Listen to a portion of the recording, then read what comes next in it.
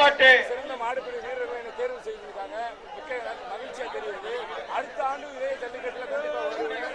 இது கிட்டத்தட்ட ஒரு 7 வருஷமா 8 வருஷமா அந்த மாடு பிடிச்சி பழகிருக்கேன். கிட்டத்தட்ட ஒரு 3 ஆண்டுகாலத்துல பரிசு வெற்றிருக்கேன். 2019 ஃபர்ஸ்ட்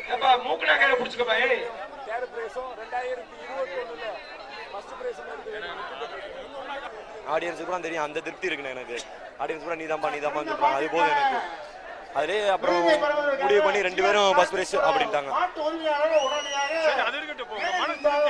ரொம்ப சந்தோஷமா இருக்கு. போன வருஷம் பைக், இந்த வருஷம் பைக்கு.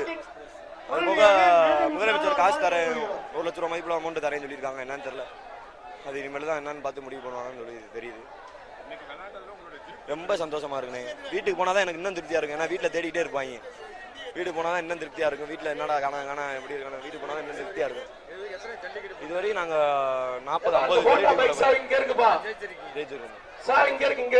கோயிலூரில் போன சாமணி வரோம், நாங்கள் தான் பண்ணேன்.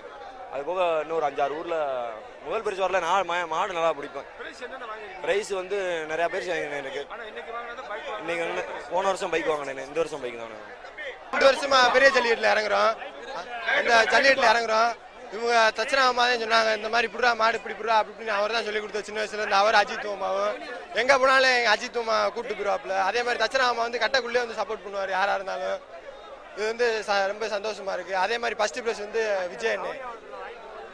அதே மாதிரி அவுனியாவரத்துல வந்து வாய்ப்பு first prize, second prize, third prize எல்லாருமே நம்ம அண்ணங்க தான். நிறையா ஒரு 2 வருஷமா ஜல்லிக்கட்டு போட்டியில் கலந்துக்கிட்டு இருக்கோம். சைக்கிள், தங்க காசு, அண்டா, இந்த மாதிரி நிறையா பரிசு வாங்கியிருக்கோம்.